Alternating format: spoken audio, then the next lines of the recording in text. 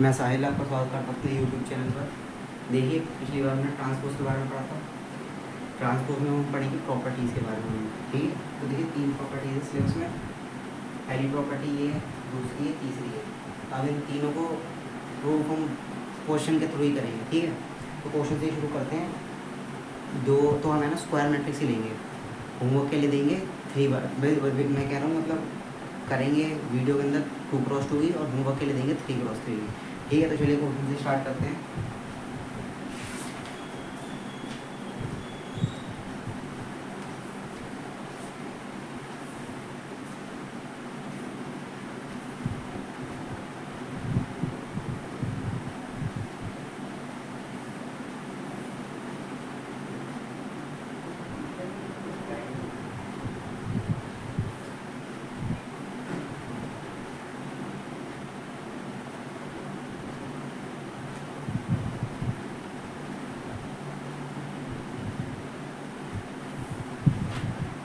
कोई सी भी मैट्रिक्स ले लेते हैं, ठीक है। 2x2 की लिए मैंने।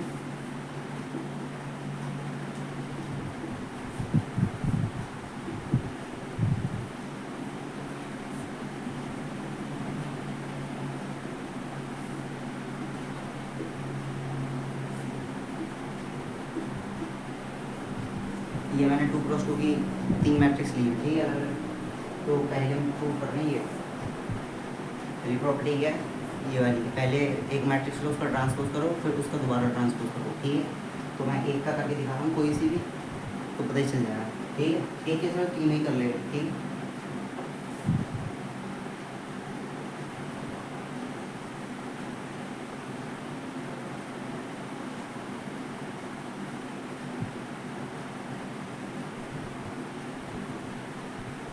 ट्रांसपोज में करते क्या थे, रो को कॉलम और कॉलम को रो बना देते हैं। तो वही करेंगे। रो को क्या करो, ये रो है, इसको कॉलम बना दो, 0 1। ये रो है, इसे कॉलम बना दो, 1 1, ठीक है। ये तो मैंने मैट्रिक्स जानबूझ के ऐसे लिए कि मतलब एक बार भी ट्रांसपोज करोगे तो भी सेम ही रहेगा, ठीक है। अब ऐसा क्यों रहेगा वो बता रहा हूँ। और चलो अगर जैसे मान के चलो एक बार और ट्रांसपोज कर देते हैं, फिर अब मैं क्या कर रहा हूँ, इसका दोबारा ट्रांसपोज कर दे रहा हूँ। ये रो क्या बन जाएगी, दोबारा एक कॉलम बन जाएगी, और ये वाली रो क्या बन जाएगी, दोबारा कॉलम में तब से, ठीक है। अब देखो ऐसा हुआ क्यों कि हमारा 2 बार ही देगा, पहली बारी में ट्रांसपोज पर मैट्रिक्स सेम आ गई, यानी कि in A matrix A is equal to A transpose. ऐसा ये क्यों हुआ, ये इसलिए क्योंकि सिमेट्रिक मैट्रिक्स है। कौन सी मैट्रिक्स है, सिमेट्रिक मैट्रिक्स। अब ये आगे आएगी, बेसिकली इसके बाद ही होगी, ठीक है। तो इसमें होता क्या है, पहले मैं थोड़ा सा बता देता हूँ। कोई भी मैट्रिक्स होगी अपने ट्रांसपोज के बराबर होगी। अब ऐसा क्यों होगा, देखो ट्रांसपोज है यानी रो को कॉलम, कॉलम को रो बना, वो रो को कॉलम बनाना पड़ेगा और कॉलम को रो बनाना पड़ेगा, ठीक है। तो अगर इसको मैं देखूँ तो मैंने क्या बताया था, जो डायगोनल एलिमेंट रहते हैं वो हमेशा फिक्स रहते हैं, ठीक है। जो कॉन्जुगेट एलिमेंट होते हैं ना, वो एक्सचेंज हो जाते हैं आपस में, ठीक है। तो जब नोटिस करो, इसके जो कॉन्जुगेट एलिमेंट हैं कौन कौन से हैं, A12 और A21 कॉन्जुगेट है ना दूसरे के, तो वो दोनों सेम थे। तो इससे क्या होगा, ये स्क्वायर मैट्रिक्स बन जाएगी, ठीक है। अब बात करते हैं इसकी।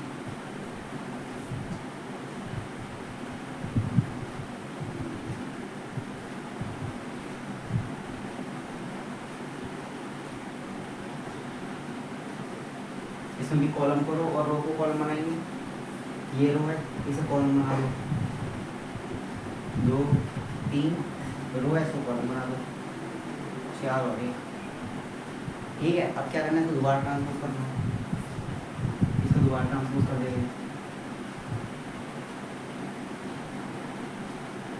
फिर से रो को कॉलम बनाओ, कॉलम को रो बनाया, ये दोबारा एक्सचेंज हो गए, 4 और ये 3। तो क्या आ गया, इन बी मैट्रिक्स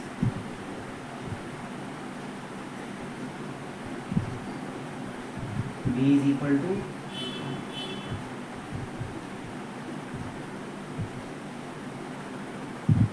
अब ये पहले ट्रांसपोज दूसरे ट्रांसपोज में क्यों एक सेम हुए, क्योंकि सब पता है कि सारे एलिमेंट अलग हैं, सारे एलिमेंट छोड़ो।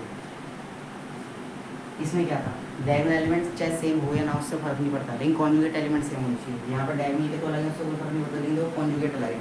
इसमें दूसरी बारी में हुआ, इसमें पहली बारी में नहीं, इसमें वो पहली बारी में भी हो गया था, है। एक चीज़ और, इसमें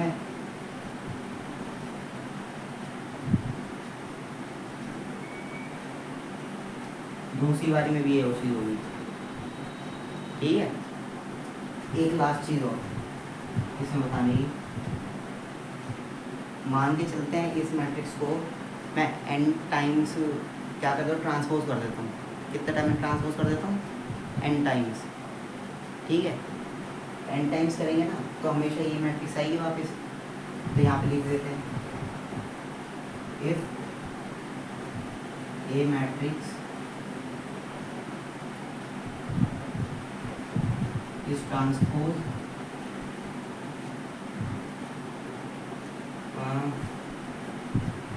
n times,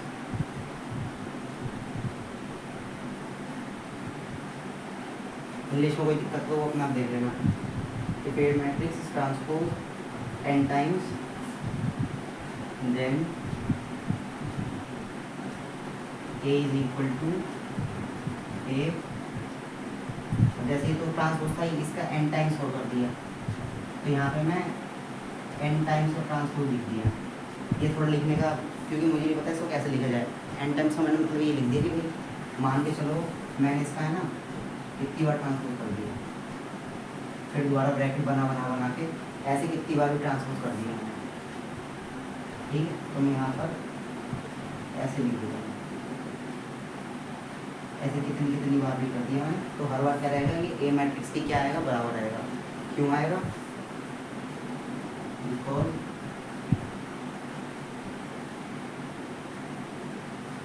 conjugate element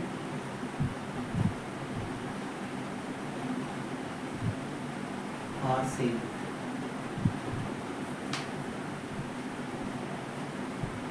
in A matrix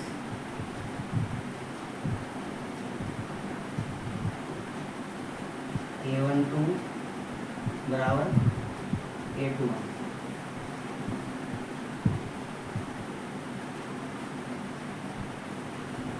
तो एक ही होते, ठीक है। तो ये चीज़ लिख दी। अब चलिए अब सी मैट्रिक्स को देखते हैं। जैसे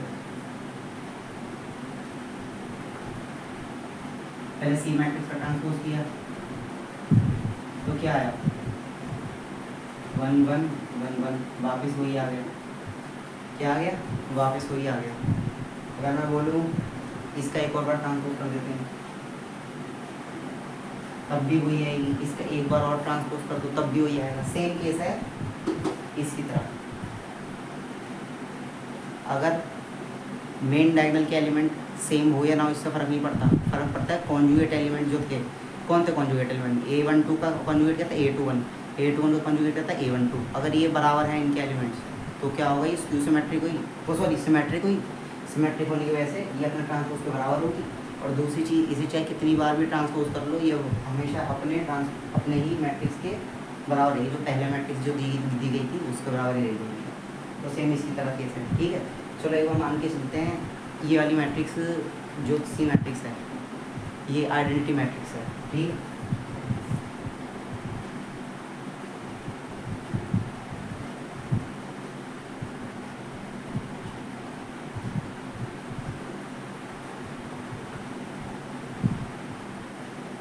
क्या है कि आइडेंटिटी मैट्रिक्स है। अब मुझे इसकी सेम टू सेम वही चीज़ कि भाई 2 बार ट्रांसपोज करो, 1 बार ट्रांसपोज करो, जो भी है। देखो इसका अगर मैं 1 बार ट्रांसपोज करूँगा तो भी वही रहेगा, ठीक है। मैं इसका अगर 2 बार ट्रांसपोज करूँगा तो भी यही रहेगा, ठीक है। तो एक चीज़ और पता चलती है, if B transpose identity matrix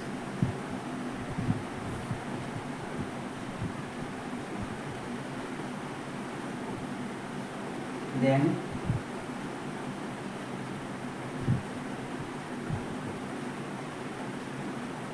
then the matrix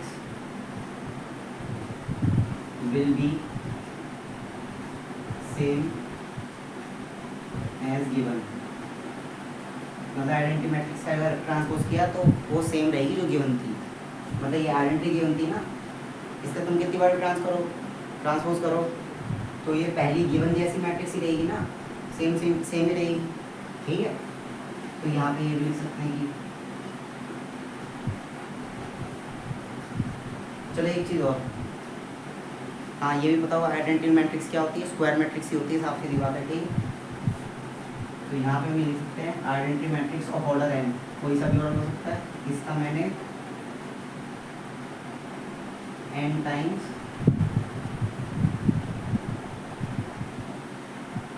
ऐसा करता हूँ, n टाइम्स ट्रांसपोज ऐसे साइन लगा दिया एक बार को। ठीक है, ये समझने को है बस, ये लिखने वैसा नहीं कि जनरल फॉर्म बता रहा हूँ, इसमें ऐसे बता रहा हूँ कि भाई ये आइडेंटिटी मैट्रिक्स स्क्वायर मैट्रिक्स होगी तभी n आया है, वरना n क्रॉस m आता। अगर मान चलो क्या कहते हैं आइडेंटिटी मैट्रिक्स स्क्वायर मैट्रिक्स ना होके, मतलब स्क्वायर मैट्रिक्स भी होती है, रेक्टेंगुलर मैट्रिक्स भी होती है, तो n क्रॉस m आता है, n क्रॉस n आता है, n क्रॉस, हाँ ठीक है ऐसे ऐसे। तो n क्यों आया? ये अकेला n आएगा या तो m आएगा, इसका मतलब ये होगा स्क्वायर मैट्रिक्स ही है। ठीक है, तो इमेज किसके बराबर है? ये अपने आइडेंटिटी मैट्रिक्स के बराबर। आइडेंटिटी मैट्रिक्स क्या होती है? स्क्वायर मैट्रिक्स ही होती है। ठीक है, तो हमेशा अपने सेम उसी बराबर ही रहेगी। ठीक है, ये चीज़ हुई क्लियर। चलिए अगला देखते हैं। अगला क्या है कि अगर इन देखिए लास्ट वाला आप लोग करेंगे। ठीक है, मैं प्लस माइनस वाला करके देखा, प्लस माइनस वाला करते हैं पहले।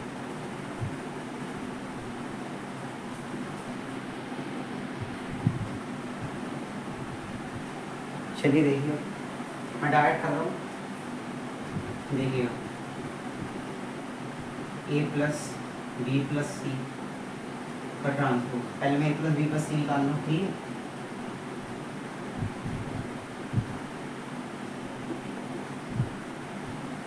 इतनी चीज़ तो पता ही होगी कि सभी का ऑर्डर सेम होना चाहिए तभी ऐड होगी, सभी का ऑर्डर सेम है तो ऐड ही होगी।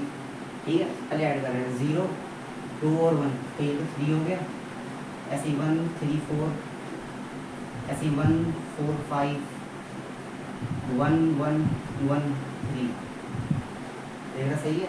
1 2 1 3 1 3 4 1 4 5 1 1 1 3। ठीक है, अब क्या करो, उसका ट्रांसपोज कर दो। ये एलिमेंट सेम, उससे फर्क नहीं पड़ता, कॉन्जुगेट के एलिमेंट सेम नहीं है तो यानी ट्रांसपोज तो होगा, लेकिन वापस वैल्यू पहली जैसी मैट्रिक्स नहीं आएगी। तो यहाँ पर 4 आ जाएगा और यहाँ पर 5, यहाँ पर 4 और यहाँ पर 5, ये आ गए। ठीक है, अब हमें करना क्या है कि पहले ट्रांसपोज करो फिर प्लस करो। ठीक है, तो इसको भी कर दे दें, पहले ट्रांसपोज फिर प्लस।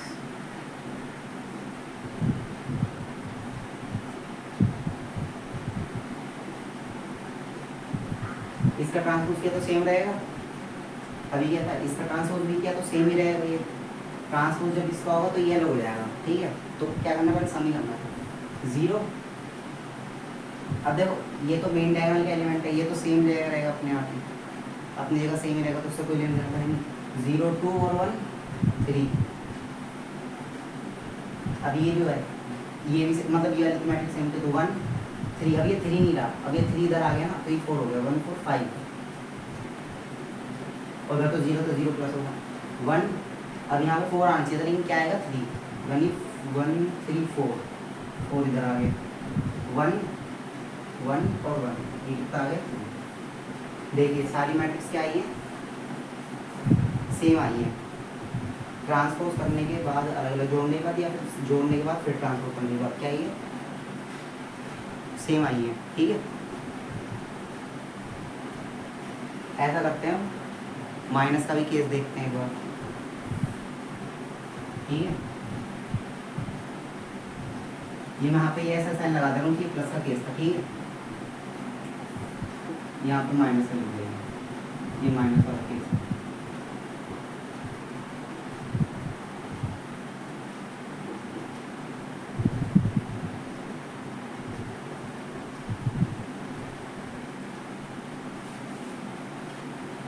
अब माइनस को देखते हैं। हाँ एक चीज़ और, माइनस के केस में भी ये चीज़ सेम तो रहेगी, लेकिन प्लस के केस में उल्टा उल्टा उल्टा कर सकते हैं। मतलब यहाँ पे बी ए सी लिख सकते हैं, सी ए भी लिख सकते हैं, बी सी ए लिख सकते हैं, कुछ भी लिख सकते हैं प्लस के केस में। लेकिन माइनस के केस में क्या रहेगा, उल्टा उल्टा कर रहे हो ऑर्डर इसका। प्लस के केस में भी तो क्या रहेगा, साइन सबके साथ जैसे पहले थे वैसे ही रहेंगे। जैसे यहाँ पे बी के साथ माइनस का है, तो यहाँ पर भी बी के साथ माइनस का ही रहेगा, चाहे वो बी इधर आए चाहे वो इधर आए, तो क्या रहेगा, माइनस का ही रहेगा। ठीक है, अब जैसे इसे ऐड करते हैं, पहले इन तीनों को मतलब पहले माइनस करते हैं। तो पहले बी और सी को माइनस कर लेते हैं। बी और सी क्या आया, एक मिनट, जीरो तो रहने दो, दो में से देखो ये माइनस का, वो भी माइनस का, माइनस माइनस प्लस तो -3, ऐसे ही 3 माइनस का 3 और प्लस का 1, -2। ठीक है, तो माइनस को तो इधर राशि में डायरेक्ट ट्रांसपोज कर रहा हूँ।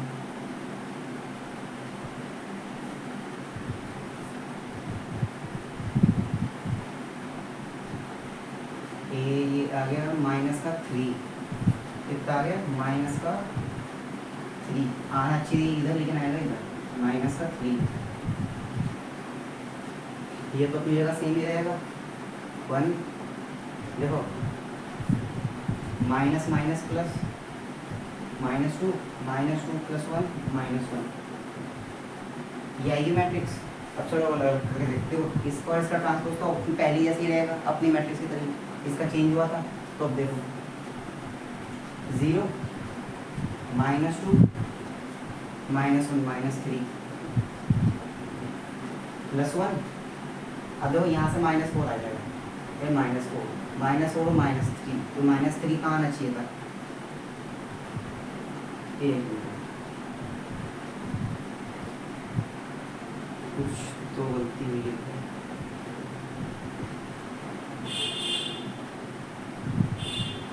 हाँ अभी ट्रांसपोज भी तो होगा, 1 -3 -2 इधर आने तरह आएगा, इधर ट्रांसपोज भी कर दिया माइनस। हाँ ये प्लस का 1 -3, लेकिन यहाँ पे 3 तो इधर आ गया, तो -2 इधर आना चाहिए था। एक मिनट में ही कंफ्यूज हो गया, प्लस का 1 और इधर आके -3। एक मिनट 1 और -3 तो इधर ही आएगा, और इधर आएगा -2, 1 और वो 1 उधर ही रहा, तो सेम रहा, तो माइनस का 1 सेम आ रही है, सेम। एक मिनट, ये गलती हो कैसे की, कहाँ गया इसको देखो, -1 कैसे जा रहा है, +1 -3 +1 और -3 -2।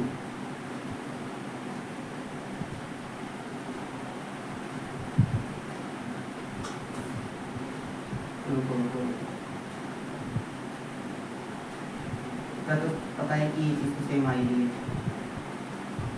ये चीज़ तो सेम आई है। इसे देखते हैं, 1 इसका ट्रांसपोज हो गया, नहीं इसका ट्रांसपोज नहीं होता, क्या था 1 और -3, 1 -3 तो -2, तो -2 इधर आना चाहिए इधर, लेकिन ट्रांसपोज होकर इधर आएगा।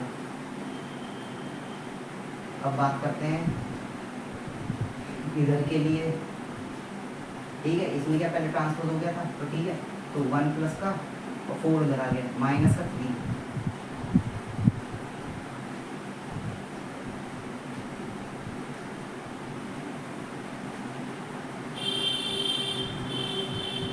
-2 इधर ही आया, क्या है -2 इधर ही रहा, -2 इधर ही रहा। ये केस पॉसिबल ही नहीं है मेरे ख्याल से, कि माइनस का साइन हटाना पड़ेगा, ये केस पॉसिबल नहीं होगा, क्योंकि आई नहीं रहा। देखो चलो अगर जैसे मान के चल रहे हैं, एक एलिमेंट चेक कर लेते हैं लास्ट में, -3 वाला, ठीक है। अगर मैं इसे हटा देता हूँ, मान के चलो, ठीक है, इसको भी हटा दिया। पहले देखो सबको क्या करना है, माइनस, पहले एक कौन सा निकालना है, सेकंड, यानी यहाँ से, तो ये तो प्लस करा, -3, तो यहाँ पर -2 आ गया बिना ट्रांसपोज किए। अभी क्या नहीं किया मैंने, ट्रांसपोज नहीं किया। अब बात करते हैं इस वाले की, क्या कर दिए, हाँ अभी भी ट्रांसपोज नहीं किया, 1 -3 आ गया। अब बात करते हैं उस वाले की, जब ट्रांसपोज कर दिया तो ये किससे देगा 1। अब देखो यहाँ पे ट्रांसपोज कर दिया तो ये उधर आ गया, 3 4 हो गया, तो -4 -3, और इसका भी ट्रांसपोज नहीं किया। देखते सेम आता है कि नहीं आता, पता नहीं, पहले शायद कैलकुलेशन मिस्टेक हो रही थी। अब बात करते हैं इस वाले की, जब ट्रांसपोज हो चुका है 1, अब यहाँ पे -3 आना चाहिए, तो क्या आएगा -2, ठीक है। अब एक्सचेंज कर दो, अब ट्रांसपोज किया तो ये -3 था, तो जाके क्या हो गया -3, और ये उधर जाके क्या हो गया -3। हाँ यानी कि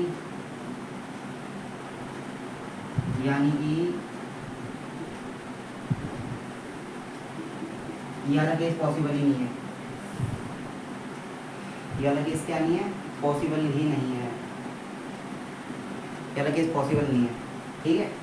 वैसे लास्ट वाला केस चेक करना, लास्ट वाला तो पक्का होगा, ABC की मल्टीप्लाई करना, पहले उसका ट्रांसफर कर देना, फिर C का ट्रांसफर करना, B का ट्रांसफर करना, A का ट्रांसफर करना, उसके बाद इन तीनों की मल्टीप्लाई कर देना। चलिए फिर आगे बढ़ते हैं, सिमेट्रिक और स्क्यू सिमेट्रिक करते हैं।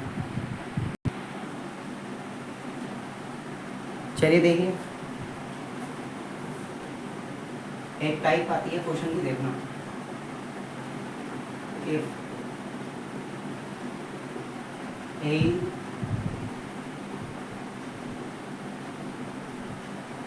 and B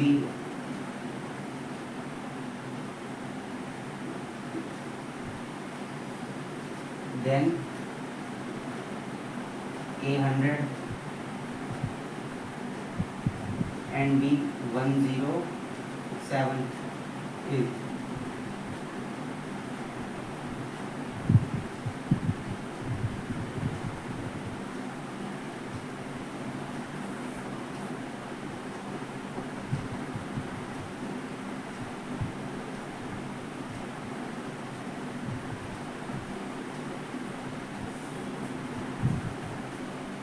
ये है, ठीक है, क्या है, ये टाइप है।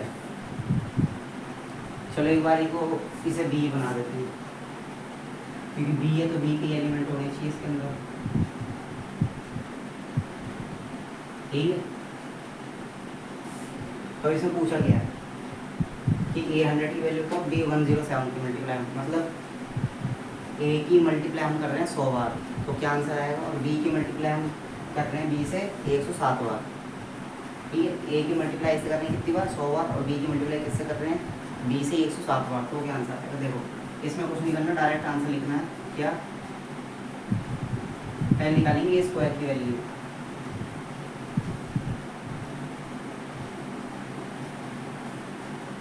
मल्टीप्लिकेशन में क्या होता है, इसकी आपस में मल्टीप्लाई करनी है, किससे करनी है, A से, तो कर दो। इस रो की मल्टीप्लाई इस कॉलम से होगी, तो इस रो की मल्टीप्लाई इससे हुई, इस कॉलम से, करके देखते हैं बहुत, n0 0 0 n0 0 0। हाँ एक चीज़ और, ये n इज अ कांस्टेंट, कोई भी एक एलिमेंट हो सकता है, कुछ भी, ठीक है। तो इसको कैसे करना है, मल्टीप्लाई कर दो, n की n से करी n स्क्वायर, 0 की 0 से करी 0, n की 0 से करी 0, इसकी 0 से करी 0, 0 से 0 0, ठीक है। अब बात करते हैं, चलो A क्यूब भी निकाल लेते हैं, क्या निकालते हैं, A क्यूब, ये तो स्क्वायर ही हो गया। अब A क्यूब निकाला, इस किससे करी, मैं यहाँ पे ए स्क्वायर इंटू ए करा, तो ये तो 0 0 0 ही रहेंगे हमेशा। एन की करी तो एन क्यूब आ गया, एन स्क्वायर की करी इससे तो ये रहा, एन स्क्वायर की करी इससे तो ये रहा, 0 की 0 करी इससे ये तो हो गया, इसकी इससे करी इसकी इससे करी इसकी इससे करी और इसकी इससे करी, तो ये आंसर आया। चलो एक बार को A4 भी निकाल लेते हैं। क्या निकाला? A4। एन क्यूब इससे करी क्या आएगा? मैंने इस बार ए क्यूब की कर दी किससे? ए से, या फिर ए की कर दी ए क्यूब से,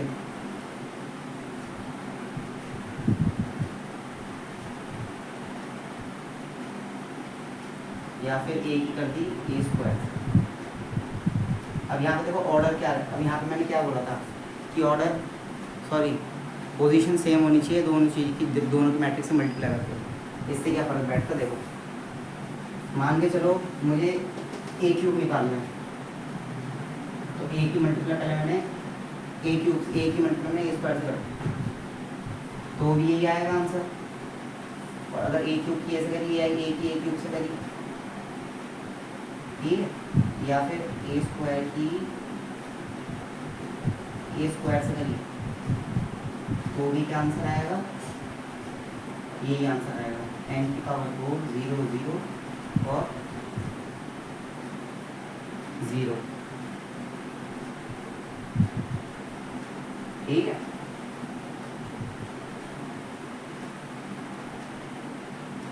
चलो इस पे क्वेश्चन करते हैं। जैसे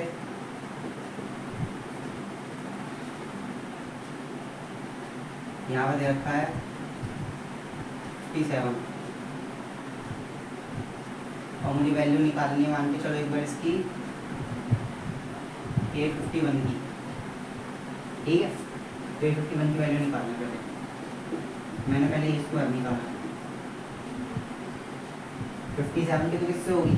पहले 57 से होगी, देखो ना ऐसे इस रो की इस कॉलम से करनी है। 57 से हुई, फिर 0 की 0 से हुई, तो 57 का स्क्वायर तो यही आ गया, फिर 0 0 0, फिर ऐसे ये क्यूब निकालोगे, तो ये इसका यहाँ से यही आएगा। बात है 51 कितना आया, तो मैंने अभी मान के चलो ये स्क्वायर ही लिख रखा है, तो मैं ए स्क्वायर की डायरेक्ट मल्टीप्लाई किससे कर दूंगा?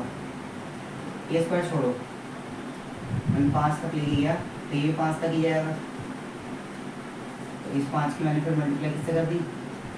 10 से करी, तो कितना आ गया? 50, तो इसकी पावर 50 रही, ठीक है। फिर इसकी दोबारा मल्टीप्लाई मैंने ए से कर दी, जब मैंने ए से दोबारा करूँगा तो ये 51 बन जाएगा, और 51 की जब 50 की मल्टीप्लाई होगी तो इतना आंसर आना चाहिए।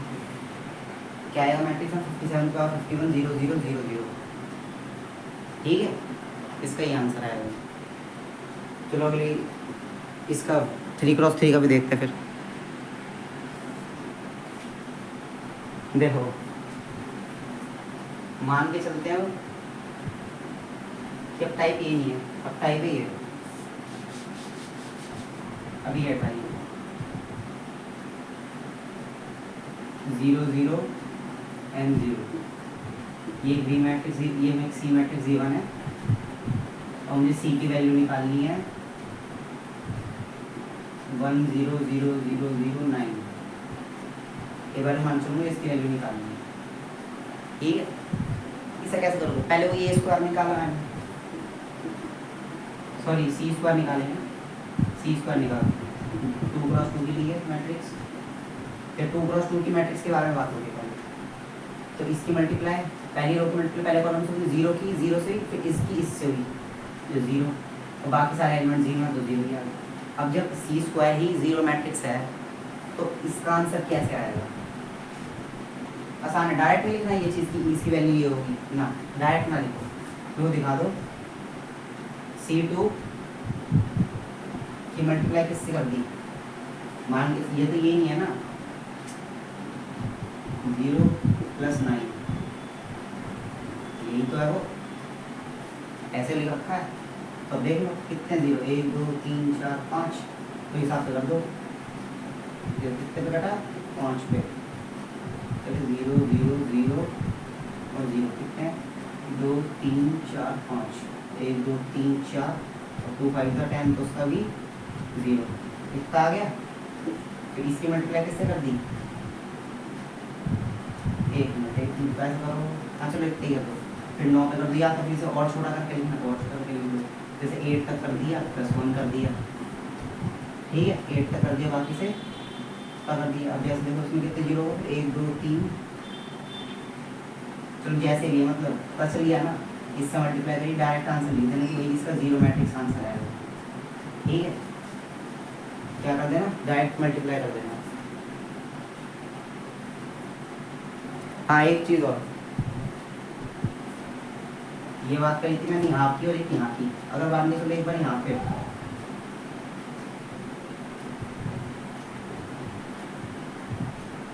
अब बात करते हैं अगर यहाँ पे हो तो कैसे करेंगे,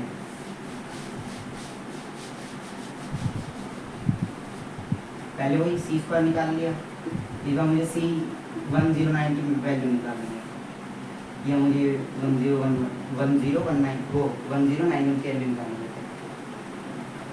तो पहले सी स्क्वायर निकालो, इसकी मल्टीप्लाई किससे होगी, पहले कॉलम से, 0 की 0 हुई, इसकी इससे हुई, तो पहले एलिमेंट 0, ठीक है। फिर इसकी मल्टीप्लाई किससे होगी, इस वाले कॉलम से, इसकी मल्टीप्लाई किससे होगी, इस वाले कॉलम से, 0 की 0 से, एन सी 0 से। फिर इस वाले की किससे मल्टीप्लाई होगी, इससे, इस वाले की किससे होगी, इससे, तो 0, तो यानी कि फिर वही सेम जो चीज़ बताई थी सी, तो इसकी वैल्यू कितनी आएगी, 0 मैट्रिक्स आ जाएगी सेम। अगर यहाँ पे कर लेते हैं एक बार इसे लास्ट, तब क्या करेंगे, इसकी मल्टीप्लाई करेंगे पहले रो किससे, तो ये भी 0 आ गई, इसकी इससे करी तो वो भी 0 आ जाएगी, इसके देखो ना, इसकी 0 से करी और इस 0 किससे भी होगी, तो इसकी फिर सबसे 0 की तो करी यार, यानी कि हमें पता चला कि अगर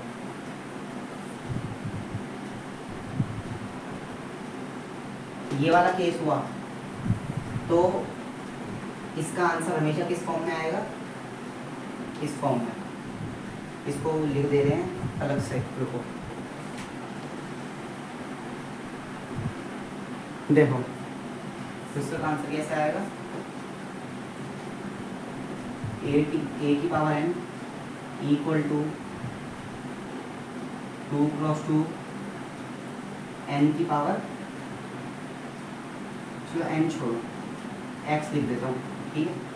तो n की पावर x 0 0 और 0, वेयर n तो कांस्टेंट ही है, x is power of n, ठीक है। और ये 3 वाला केस रहता है, if n is present in A12, A21 and A22, then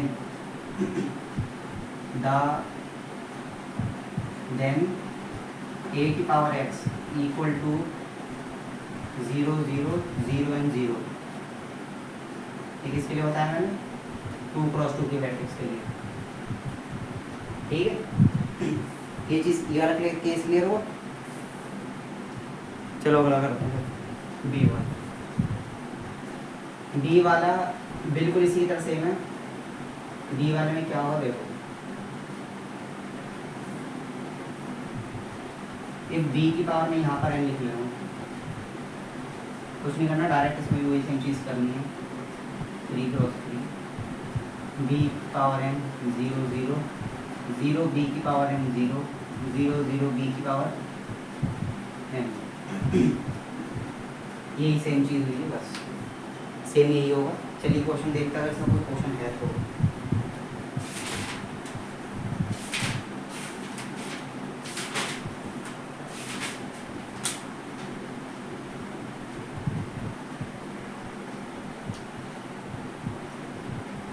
question तो नहीं था, बस वही था इसका कि वही अगर यहाँ पर 25 आ जा सकता है उसको इसलिए क्वेश्चन था, बाकी है तो कुछ भी नहीं इसमें।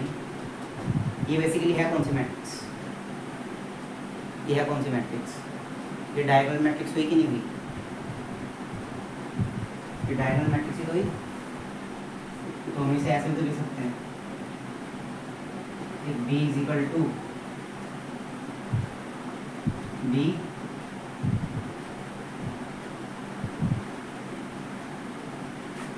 B and B,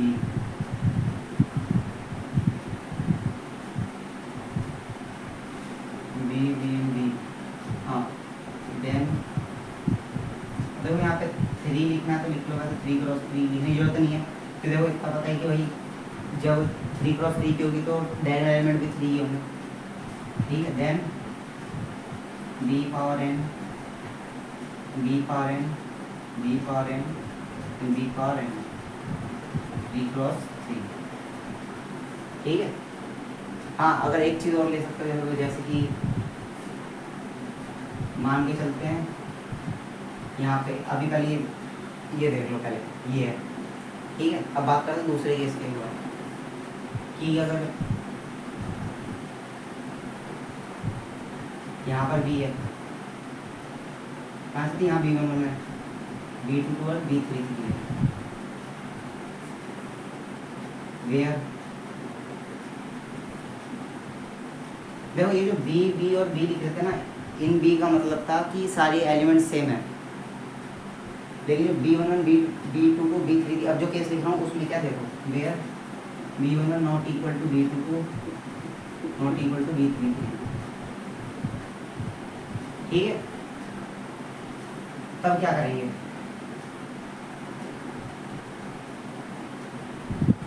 तब कैसे करेंगे इसका मतलब,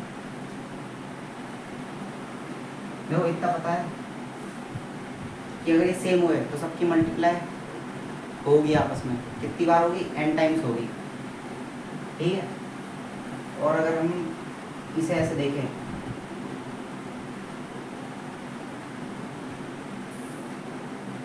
क्या हम फिर ऐसे लिख सकते हैं जैसे b की पावर n है और मैं यहाँ पे इसे एक बार चलो ट्राई करके देखते हैं क्या ये चीज़ सही है कि नहीं, जो मैं लिख रहा हूँ क्या ये चीज़ सही है कि नहीं। x की पावर n 0 0 0, x की पावर n 0 0 0, x की power n, where x is equal, x की power n equal to B11 multiply B22 into B33,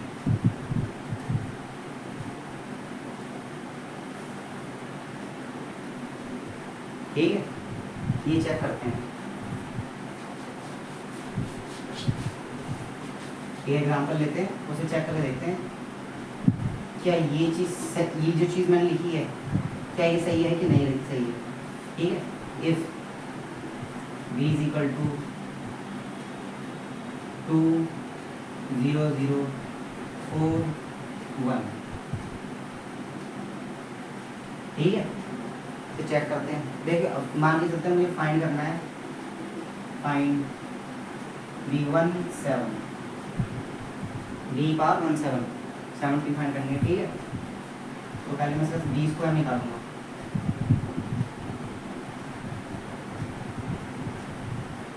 इसकी देखो इसकी मल्टीप्लाई किससे करनी है, इसी से करना है, तो 2 की मल्टीप्लाई पहले किससे हुई, 2 से हुई, तो 2 एक मिनट से बड़ा करके कर लिख देते हैं थोड़ा, क्योंकि बड़ी कैलकुलेशन जाएगी थोड़ी।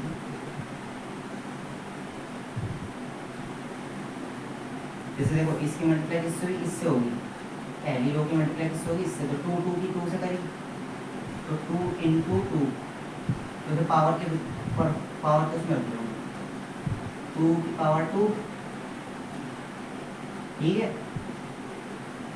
2 की 2 से इस 0 किससे, 0 इससे इससे होगी, तो वो तो 0 है।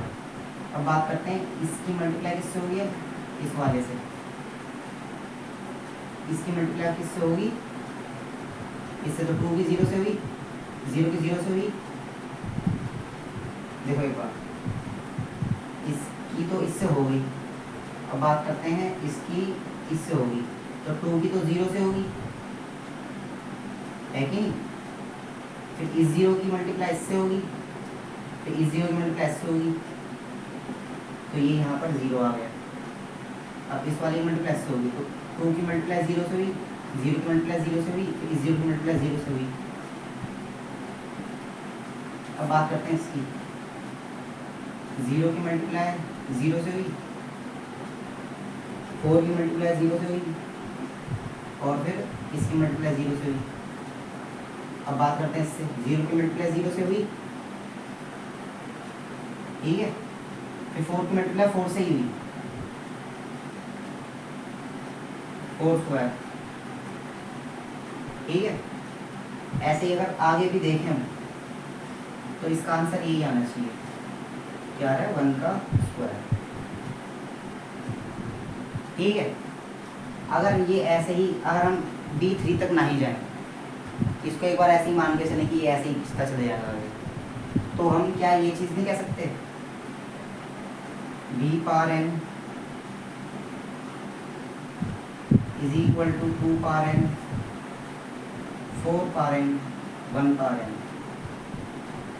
तो यानी कि अगर सेम हुए तो पता ही है क्या होगा, अगर सेम हुए डायगोनल एलिमेंट तो सबकी पावर n टाइम्स हो जाएगी। अगर a की पावर 107 निकालने तो 2 की, तो उस b की पावर 107, फिर b की पावर 107, फिर b की पावर 107। लेकिन अगर सेम नहीं हुए तो भी सेम ही केस रहेगा। चलो मान के सेम केस नहीं रहता, मान के चलते हैं कि भाई इस वाले क्वेश्चन में तो हो गया, जो और कोई क्वेश्चन उसमें नहीं होगा, तो ऐसा आप करके दिखाएंगे। करे देंगे मतलब कोई सा भी एक एग्जाम्पल ले लेना, बुक से ले लेना, कोई भी 3x3 की मैट्रिक्स या अपनी तरफ से कोई भी 3x3 बना रहे हैं, उसे चेक करना और मुझे वो आंसर देना, इसकी पावर 1 वो 7 0 9। जो भी मैट्रिक्स बनाओ वो सी मैट्रिक्स रहनी चाहिए।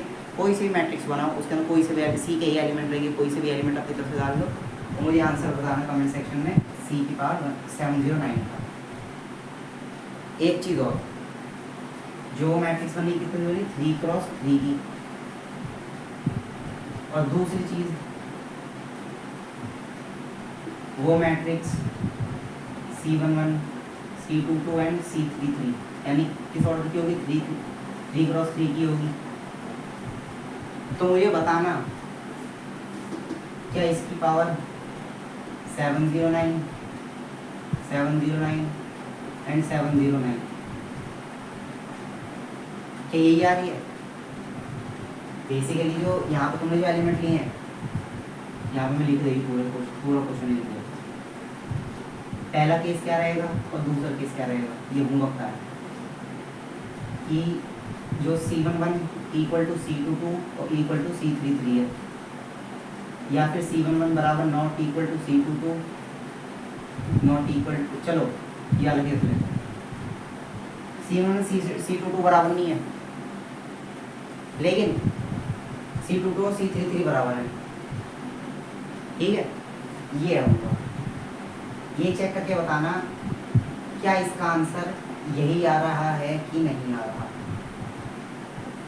एलिमेंट डालना अपने आप कोई भी, और ये बताना अगर मैं यहाँ पे मान चलूँ, यहाँ पे C11 C22 C33 की वैल्यू 4 है, तो आंसर क्या आना चाहिए, C4 की पावर 709, 4 की पावर 709, 4 की पावर 709, ठीक है। ये क्या है, पहले केस का आंसर।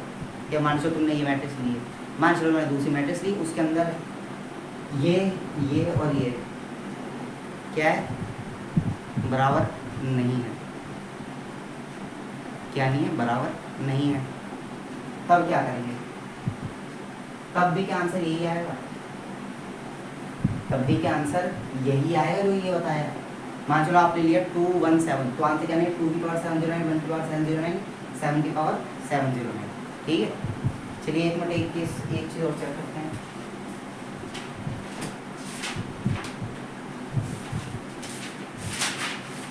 एक मिनट बस,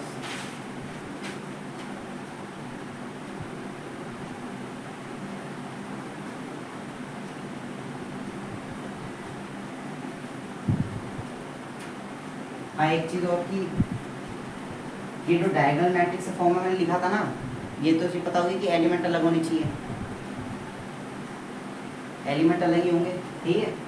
तो ये तो फिर भी मैंने इसकी फॉर्म में से लिख दिया ताकि थोड़ा पढ़ने में आसानी हो जाए, क्योंकि देखो एलिमेंट सेम हो या ना हो लेकिन फॉर्म इस तरीके तो हम लिख सकते ही हैं, थोड़ा लिख सकते ही हैं, ठीक है। तो ये होमवर्क है।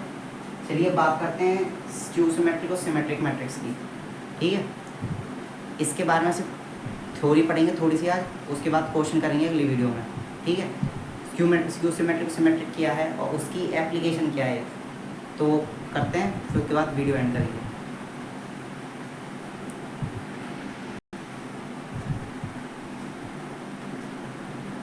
चलिए देखिए,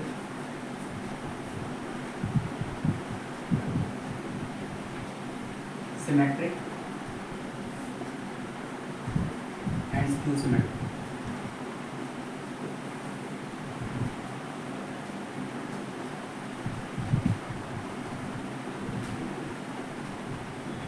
देखते हैं दोनों कैसे रहेंगी। पहले बात करते हैं इनकी प्रॉपर्टी के बारे में। प्रॉपर्टी मतलब ये होती कैसी है कभी, ठीक है। पहली क्या है कि हमेशा अपने ट्रांसपोज के बराबर रहेगी, क्या रहेगी, अपने ट्रांसपोज के बराबर रहेगी। अब देखो इसके अंदर एक ट्रांसपोज दे रखा है कि मतलब एक बार ट्रांसपोज कर लो तो आपको बराबर रहेगी, जरूरी नहीं है और भी ट्रांसपोज कर सकते हो तुम। अभी एग्जाम्पल करके देखेंगे। करके क्या देखना, इससे पहले जो मल्टीप्लाई उसमें करवाया था ट्रांसपोज की प्रॉपर्टी में, पहला जो था वही, ठीक है। इसमें क्या होगा, ये अपने ही ट्रांसपोज के बराबर रहेगी लेकिन अपने नेगेटिव ट्रांसपोज के बराबर। दूसरा, conjugate elements must be same. इसमें क्या पॉइंट रहता है, मेन डायगोनल मैं यहाँ पर डायरेक्ट लिख रहा हूँ, AII और AJJ must be equal to 0। Main diagonal के एलिमेंट क्या रहेंगे, मेन डायगोनल के एलिमेंट क्या रहेंगे, 0 रहेंगे।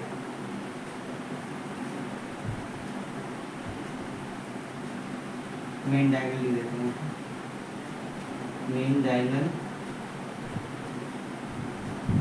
एलिमेंट्स, ठीक है। अब बात करते हैं, चलो इसमें तो कोई और है नहीं, इसी में ये कि जो कॉन्जुगेट एलिमेंट्स होंगे,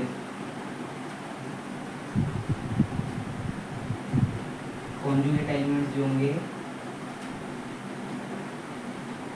वो अपने ही नेगेटिव के बराबर होंगे, AJI वो अपने ही नेगेटिव के बराबर होंगे, ठीक है। एक एग्जांपल लिख के दिखा दे, ये मैट्रिक्स दिखती कैसी है, ये मैट्रिक्स, ये मैंने मान के चलो एक एस मैट्रिक्स ली, तो ये दिखेगी कैसी, कैसे। पहला क्या लिखा होना चाहिए, एक मिनट,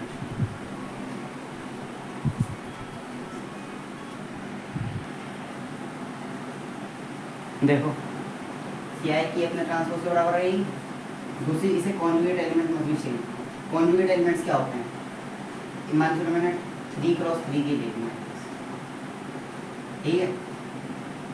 तो क्या कॉन्जुगेट एलिमेंट कौन कौन से हो गए, एक ये हो गया A12, तो A21, A13, A31। अब यहाँ पे मैंने माइनस का 7 लिख दिया, माइनस का 9 लिख दिया, तो यहाँ पर भी माइनस का 7। ये क्या है, A23 यानी A32।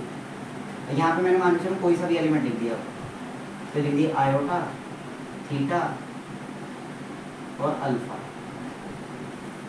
ये वो एक सिमेट्रिक मैट्रिक्स है। कैसे है, तुम इसका ट्रांसपोज कर लो, ये अपने ट्रांसपोज के बराबर ही आएगी, वो मतलब ट्रांसपोज कर लो, ये अपने पहले वाले मैट्रिक्स की तरह ही आएगी। देख लो, रो है, कॉलम बना दो, आयोटा 1 0 है ना, तो यहाँ पे आयोटा 1 0 होना चाहिए। ये है, इसे भी रो वो कॉलम बना दो, तो क्या होनी चाहिए 1 थीटा -9। ये एक आगे ये करो, इसे कॉलम बनाओगे तो ये भी कैसे है 0 -9 और अल्फा। एग्जाम्पल ये हो गया। अब चलो इसी को ही मैं सेम यही इसी में इंट्रोड्यूस करता हूँ, कैसे बनेगी। इसे दे दिया मैंने, इसको भी मैंने ऐसे नाम दे दिया अभी के लिए।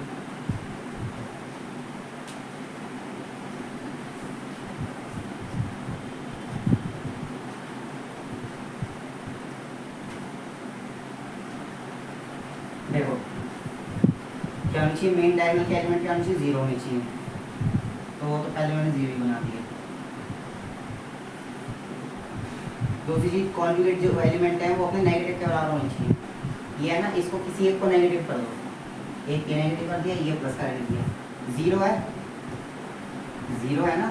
तो अब देखो मैं क्या करता हूँ, 0 को भी माइनस की 0 के देखो, इसे 0 रखा चाहे इसे 0 रखा, इसे माइनस हो चाहे इसे माइनस रखो, रहेगा तो 0 ही।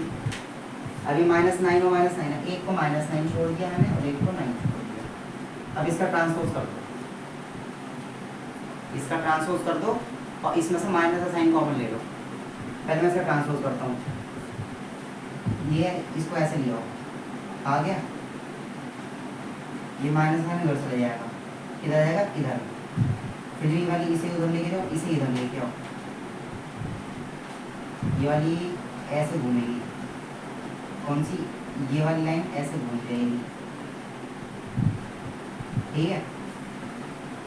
तो ये कहाँ चला जाएगा, ये चला जाएगा, हाँ ये यहाँ आ गया, ये माइनस का 1 हो गया और ये 1 हो गया, और फिर ये बचा, ये चला जाएगा किधर जाएगा उधर, तो ये -9 हो गया, ठीक है। अब देखो कि दिखनी कैसे चाहिए, दिखनी कैसे चाहिए थी इसी की तरह, लेकिन माइनस साइन तो एक्सचेंज होगा, तो क्या करो माइनस साइन कॉमन ले लो, तो ये प्लस का हो जाएगा, ये प्लस का हो जाएगा, ये माइनस का हो जाएगा, ये माइनस का हो जाएगा। एक बार से तुम खुद करके देखना, मैंने करके दिखा रहा क्योंकि आसान है, कोई वो नहीं है, ठीक है। अब बात करते हैं इसकी एप्लीकेशन की। हाँ पहला देखो है तो इसकी एक एप्लीकेशन, लेकिन एक मेथड है तो उसे इसमें जोड़ रहा हूँ कि मतलब if A is a matrix of order m cross n, then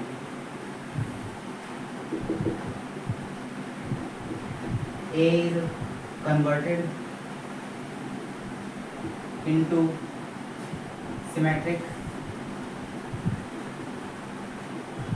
कैसे करेंगे, ए के अंदर उसका ट्रांसपोज जोड़ दो तो वो सिमेट्रिक बन जाएगी। A is converted into skew symmetric, उसमें क्या करो ए में से उसका ट्रांसपोज घटा दो तो क्या बन जाएगी, स्क्यू सिमेट्रिक बन जाएगी। अब बात करते हैं दूसरी, अगर ए मैट्रिक्स को क्या आता है, ए एक अगर कोई मैट्रिक्स है ना, कितने भी ऑर्डर की है लेकिन स्क्वायर मैट्रिक्स होनी चाहिए, तभी मैंने यहाँ पे n लिख दिया, हमें नहीं पता कौन सा ऑर्डर की। तो एक बारी को मैं उस ऑर्डर को 3 मान लेता हूँ, 3 ऑर्डर की ले लिया, तो यानी A11, A12 और A13, A23 और A33, A32 और A31, A21 और A22। ये एक मैट्रिक्स हुई, इसको मैं किस फॉर्म में लिख सकता हूँ, इसको मैं सिमेट्रिक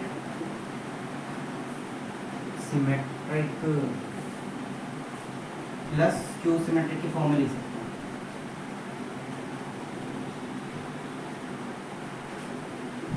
ठीक है, कैसे लिखूंगा देखो, सिमेट्रिक की कंडीशन क्या होती है, इस वाली से देखना, मैं a प्लस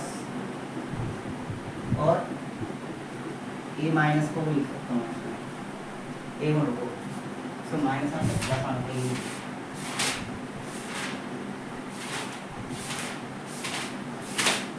क्वेश्चन भी देख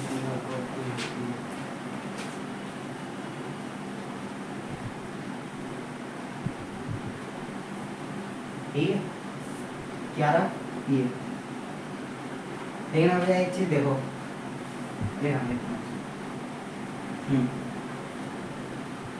मैं यहाँ से मुझे क्या बताना है, तो अगर ये क्यू सिमेट्रिक और सिमेट्रिक फॉर्म है तो ये बराबर ए की भी हुई होगी, ये भी ए के बराबर रहेगी। अगर मैं यहाँ से ए ट्रांसपोज और ए ट्रांसपोज को घटा दूँ, मतलब घट ही जाएगा, तो माइनस का साइन है, तो कितना बराबर आएगा, ए इज इक्वल टू 2a। ये तो इक्वेशन नहीं बनी, ये कोई क्वेश्चन बनेगी। बेसिकली हमें चाहिए क्या, हमें चाहिए ए बराबर ए हो। कोई भी अगर एक किसी चीज़ के इक्वल दे रखा, वो सिंप्लीफाइड वे में नहीं है, तो अगर सिंप्लीफाई करेंगे तो उसे उसके बराबर आना ही आना पड़ेगा, ठीक है। तो क्या करेंगे, मुझे यहाँ से 2 घटाना है, मतलब 2 डिवाइड कर दूँ तो सेम बात, ठीक है। लेकिन अगर मान के चलो यहाँ पर 2a आ गया, तो मैं डिवाइड कर रहा हूँ 2 से, तो मुझे इधर भी 2 से डिवाइड करना पड़ेगा, लेकिन मुझे इधर की साइड को ऐसे कैसे ही रहने देना है।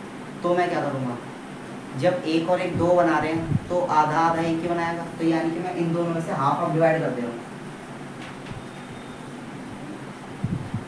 हाफ ऑफ क्या करा, डिवाइड कर दिया। तो एक चीज़ नोटिस करना